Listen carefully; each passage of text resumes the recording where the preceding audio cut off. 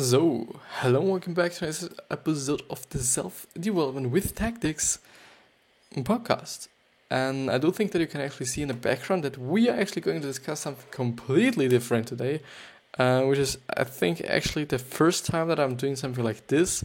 I might have been going through such a thing on accident, but today is definitely conscious. But I also do hope that you get something out of it. I do think you will. But yeah, I'm actually quite on a site. It is the ASI or ESI, actually, esimoney.com website, who is run by John, as I know by now, because he has actually written an businessinsider.com article as well, which I accidentally just before went over and had a quick look at it. But so he actually himself is a millionaire. He is or seems to have a net worth of 3.5 million as he retired, which is something totally. And he actually is running in a website where he actually just interviews, or not just, but also interviews a lot of millionaires. And this is actually the newest one, the 124th interview with a millionaire, which is totally interesting. But I do quite want to say that for me, money isn't everything. And I do just really want to underline this, and I do just really want to point this out. But I do also think that you might get a lot out of this, and that you might get just a lot of inspiration out of this, to just hearing someone's story, which is in general great, to hear someone and someone's story and how he actually made it. And even though it's not from his or her mouth, but it is from mine, and I'm just going to read it, and you can read it as well. But yeah, so this is an interview with a millionaire. I do just have to say that millionaires themselves, I think, aren't that rich. It's definitely relative. It's definitely just, comes up to whom you're comparing this certain person to. If you're, quite comparing it to Jeff Bezos, it's totally nothing. But it's totally something if you compare these people to people who have quite nothing themselves. But yeah, so here's our latest interview with a millionaire as we seek to learn from those who have grown their wealth to high heights. If you would like to be considered for an interview, drop me a note and we can chat about specifics. My questions are in bold italics and his response follow in black. Let's get started. An overview. How old are you and spouse if applicable, plus how long have you been married? I am 52 and my partner is 54. We met several years ago, both having been divorced and on our own for almost 15 years. We are very similar, one child each.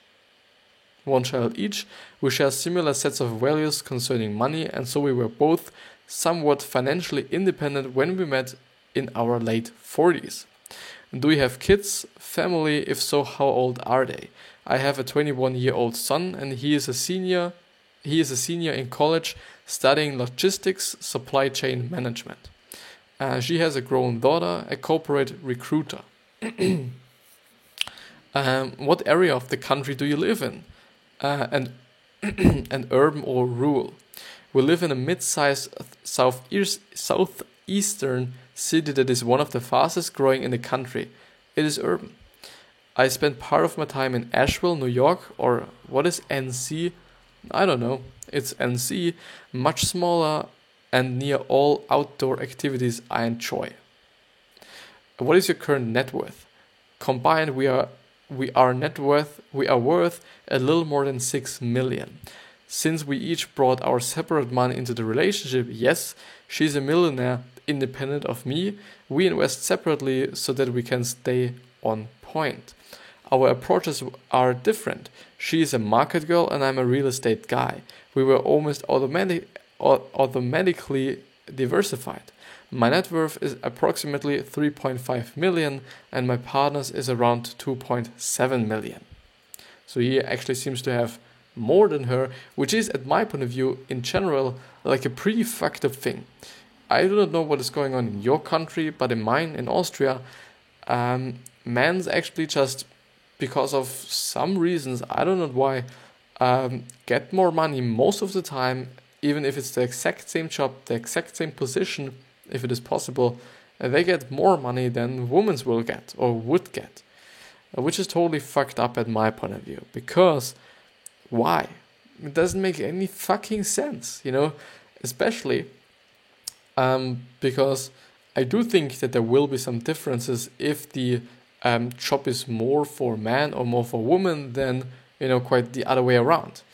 This makes sense then. And I do think that it doesn't have to be like birth helpers or whatever they're called in English, I don't fucking know, or construction workers that are actually only men, and this also makes sense because of biology, but also because of biology it makes sense that women have, because they are more empathetic in general. I would say I'm quite really going into a dark field right now,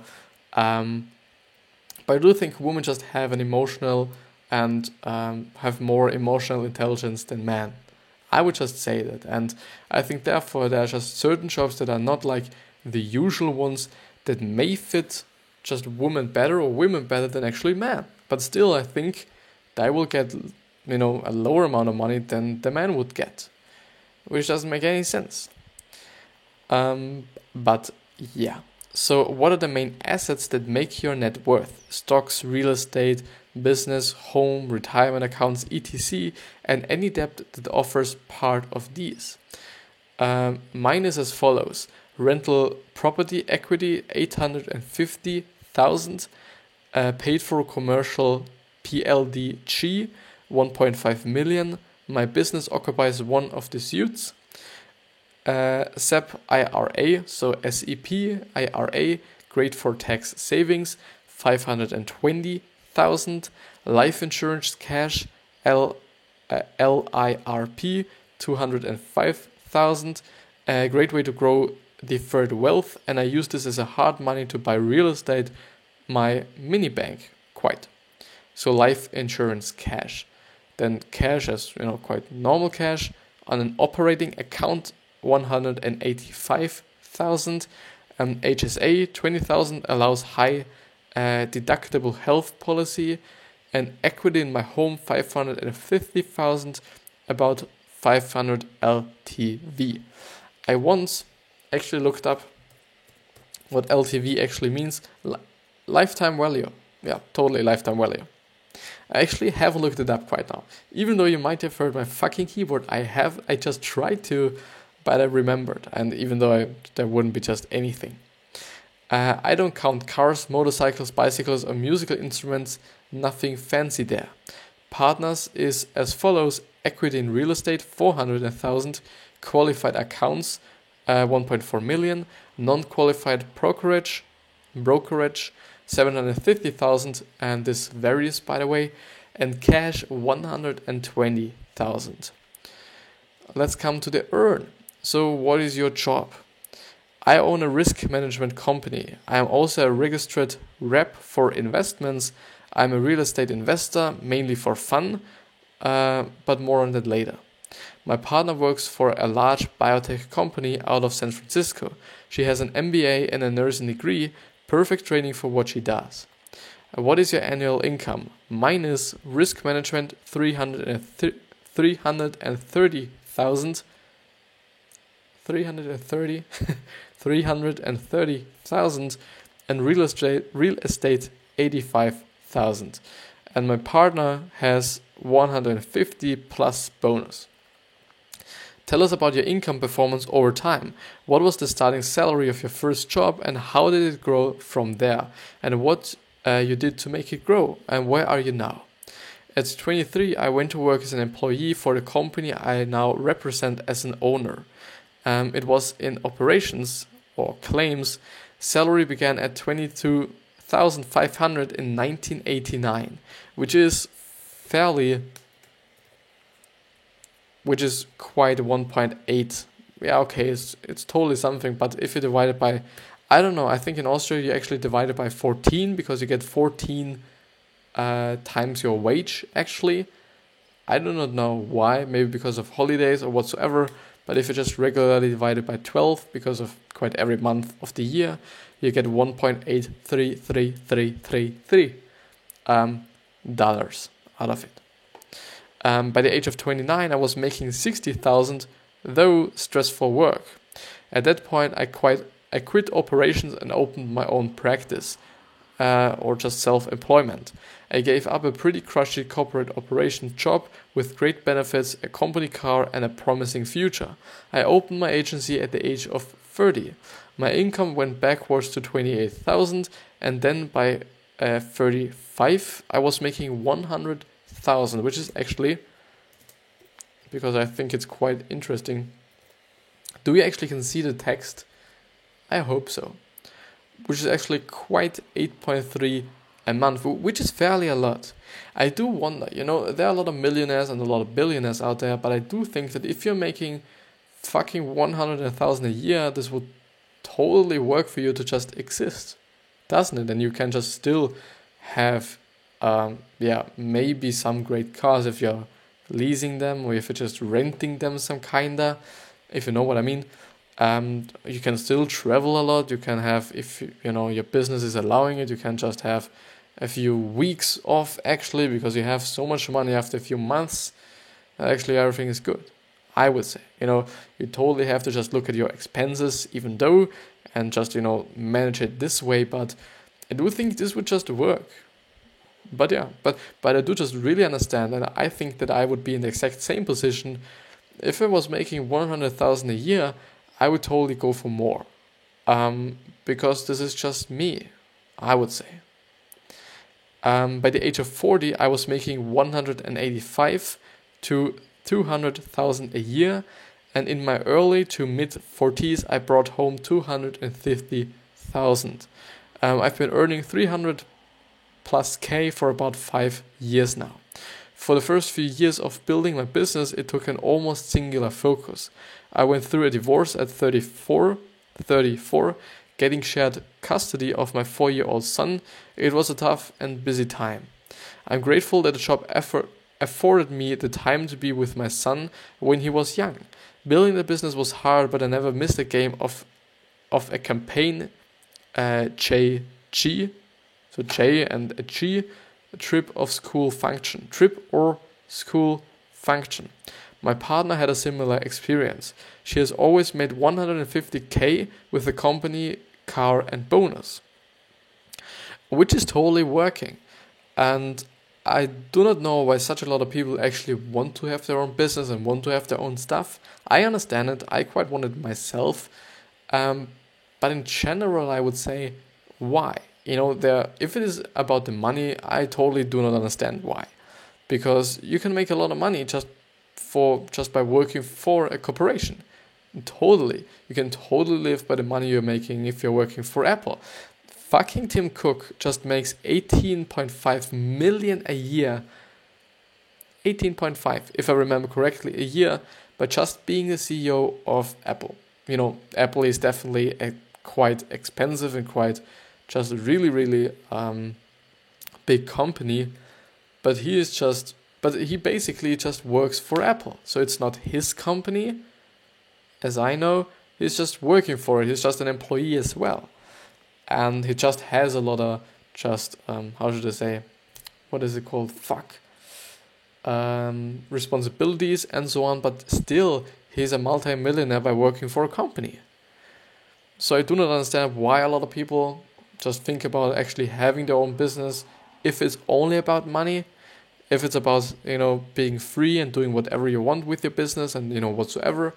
I totally agree with, because, I don't know, just especially if your boss is a fucking asshole, I do understand this.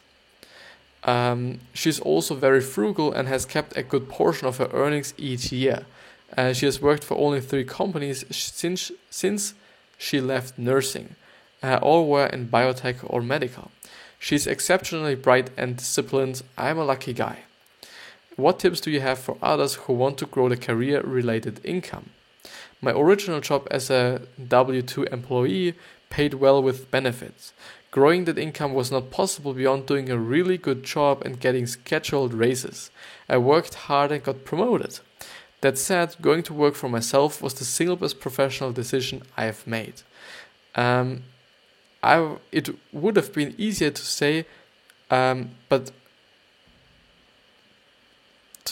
in my corporate gig, and not take the risks. So maybe my advice is to look outside of the comfort zone and take calculated risks. Occupation choice is such an important part of growing income. My real estate was accidental. I made a couple of good decisions in my mid-30s that paid off. I bought a house in a great area, an old four square with 2 kitchens and an interior entrance to the upstairs. I rented out the upstairs, and my son and I lived below at no cost. Their rent paid my mortgage. That allowed me to buy a small office building for my business.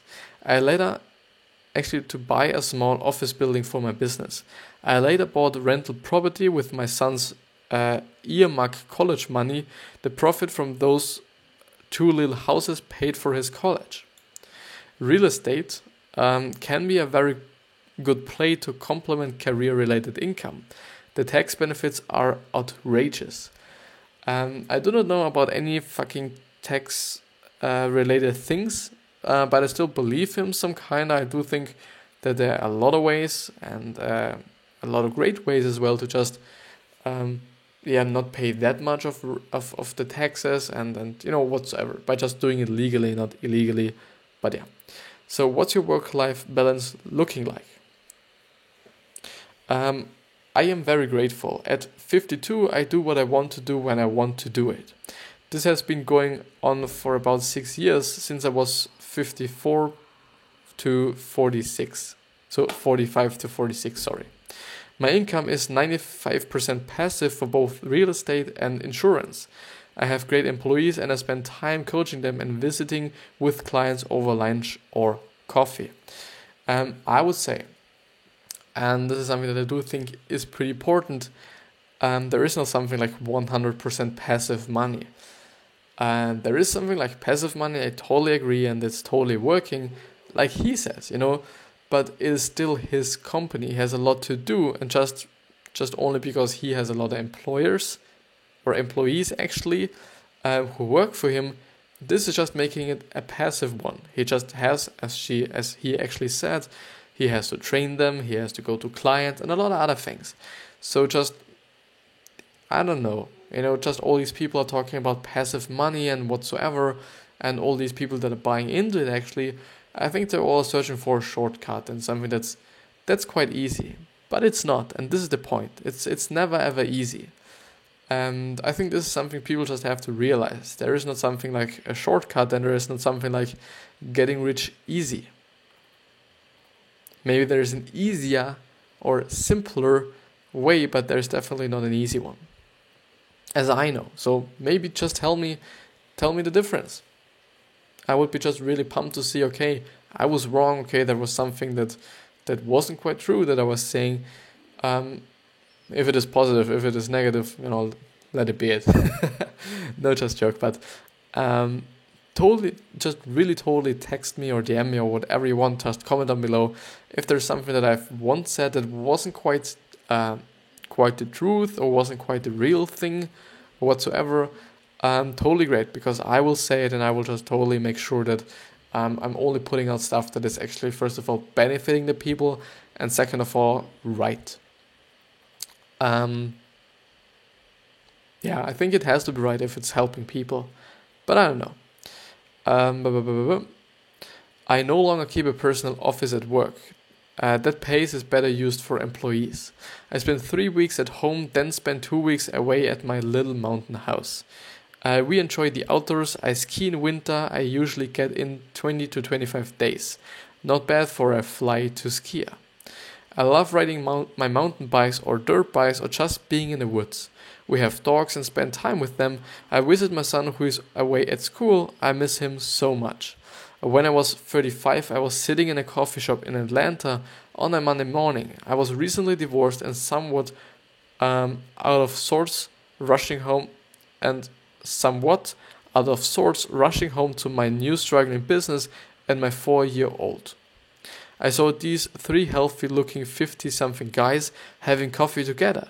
They were tanned and looked happy. They were laughing, didn't seem rushed. I remember thinking, I don't know what those guys do for work, but that's where I want to be one day. That's me today, and I'm so grateful. And I really understand this, and this quite really makes me happy right now to actually see, okay, you're actually seeing someone, and they just seem to be very regular guys that were just happy. And I do think that it is great that he actually pointed out that they were happy, and that it is actually, or seems to be actually important for him to be happy. And I do not know, but I do quite feel like a lot of people just miss it out a little bit. They're always thinking about the money, they're always thinking about the cars and the girls, and whatever it is, it's quite nice, yeah, totally. But think about your happiness. And one contradiction that I'm quite seeing right now is that he actually looked forward to this day, and he actually looked forward to actually not working anymore. I understand this, that someday in your life, you actually don't want to anymore. But this just also shows me, okay, the work you did and the work you were doing just up to this point wasn't something that you completely love. Maybe you have loved it once, but maybe you've just did it because of the money, which is totally okay as well. But I think there are also people who are millionaires as well, and or are not, and they just love their work so much that they will actually like to work until they nearly die. I would say, even though it sounds pretty tough, pretty hard, but I do think there are some people, and I do think this is good, because this really just shows you they actually like what they were doing their whole life long. And this is just great to see, if people actually found what they are passionate about and what makes them happy every single day of their life, because work is quite a lot of time. We spend just a lot of time working. This is just it, and I do think that if you're spending this time with something you actually don't like, or something that you don't love, or something that, maybe you hate even, then it's a big waste of time, and I do understand why people then are unhappy. So it's, at my point of view, not really about the money. And this is also something that I realized myself. For me, it's not about the money. For me, it's about being happy and being healthy. Or actually only being happy, because if I'm not healthy, I'm actually also not happy. Quite. So it is only about happiness, and it's only about enjoying what you're doing. And there are a lot of factors that, really contribute your passion about life and your enjoyment about life, whether it's having some change, whether it's having a work you actually like, whether it's something else. There are a lot of things, totally, but this makes it maybe difficult, and this makes it maybe just also great to actually find something that's really contributing all these factors that actually make your life, or make yourself so passionate about your life and your work. I think that's great. So do you have any sources of income besides your career? If so, can you list them, give us a feel for how much you earn with each, and offer some insight into how you develop them? I've mentioned the real estate already. We will do about 85k in 2019, did 50k in 2018. My next step goal is to make 120,000 in passive profit. I enjoy finding good deals in emerging areas and using the value add to increase profit. We have maybe 10 doors, not including personal residences. The properties are primarily neat, tidy single-family houses near the city center. I found real estate to be a perfect complement to my main occupation. The appreciation on the asset is good. The income has been good. The depreciation, whatever, of the property works well to offset earned income. We recently used 1031 or 1031 exchange to protect a 900,000 gain we experienced in selling our previous office. Our new office is brand new and has a space that we rent out. I just enjoy real estate. The local market has been very good for us. I'm currently searching for a 30 plus multifamily. We will see. I still want to keep my income mostly passive, and I find myself working more on these projects. So you can totally see it is not about passive. As he says, he's working on these projects. So it's not passive. You do just have to do something, but at some point of time, or at some point of time, it will be just like you do not have to do as much as before. And I do think this is quite always the thing. At first you just did quite a lot of shit like I'm doing, and someday later you do not have to do as much or just doing even more because you can, because you have employees, you have this and that and whatever. It could work. Could definitely work. But again, I enjoy it. Save. What is your annual spending? Expenses are 90k, so I have to earn 110k to cover that. This doesn't include saving or investing. This will be reduced once my son graduates in May. What are the main categories or expenses this spending breaks into? Utilities or mortgage under 3k per month, including taxes, insurance, which is the biggest. Son's school, his scholarship, defrays that total 1k per month, which is fairly a lot, isn't it? Maybe this is quite not a lot for you because you're used to it, but my country, it's not quite usual that you actually have to pay to go to school. There are some private schools, totally, and you have to pay for them, and one of my colleagues actually is in a private school. I think he quite has to pay, definitely not that less amount of money. But still having 1k a month, this is definitely something that everybody could just pay. We enjoy eating out, but rarely spend over 50 to 60 per meal. I think per meal is like per dinner, isn't it? Because per meal, I don't know what you have to eat to just really spend 60 fucking bucks for a meal, but maybe it's not that much. Maybe, I do not know about the American restaurant market and the American prices, so I don't know. We enjoy travel, but usually attend work-related conferences, our real estate scouting trips that allow us to recreate. Our cars are both business vehicles. Hers is provided, mine is paid through the business. Do you have a budget? If so, how do you implement it? Yes. We categorize and stick with it. We are both frugal, so that is not a big deal. We do not do without anything though. It is really all about having discerning between want and need and keeping wants in check. The key for me was having adequate enough allowances in each category so that I didn't feel pinched in each month. I always fall beneath my allotment in each category. What percentage of your gross income do you save and how has that changed over time? Right about 60%. Increase in real estate in 2019 will change this. Goal is to be at around 70%. And I think you do totally see that most of the time, really, I'm fucking sorry for not showing you. So this is where I've quite stopped, hopefully. Maybe like this. Maybe you pause, maybe you go through it. I don't know, I'm fucking sorry for that now. Oh my god. But I think you can totally see that most of the time, the really rich people who just sustain their wealth are not spending a lot of their money, even though they could. But you can definitely see that a lot of these people who do not have the money actually spend it all over the place. What is your favorite thing to spend money on? Your secret splurge. I enjoy riding, racing bicycles and dirt bikes and skiing. I will splurge every 3 to 4 years on a new bike or a new set of skis, and we love books. Just put a new kitchen in the house. This was a 15-year put off when my rental properties had better kitchens than my own kitchen. It was time. She reminded me of that.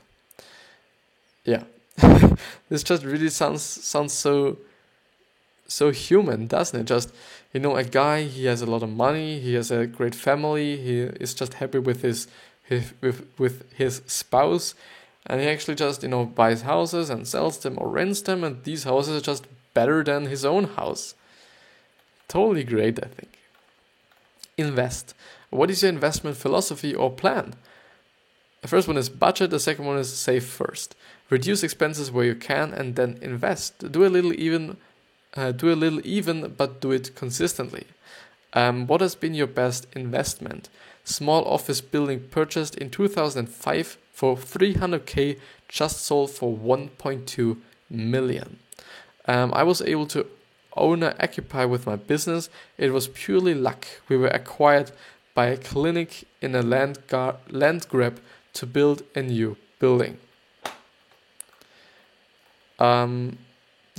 Just to go through this last one. What has been your worst investment? I opened a retail store in 2005 that did well until 2008. Downturn. We were forced to close it in 2010. It was one of the single worst experiences in my life. I was forced to wind up the business, negotiate with vendors, bill collectors, bankers. It was a very scary time. I lost a substantial amount of money that I couldn't afford to lose. I got through it. The experience conditioned me for taking measured risks in my other businesses. Oddly, that horrible experience is a great point of reference for me now if I'm feeling fearful of things aren't going my way. Totally great. Totally great to see this. And now,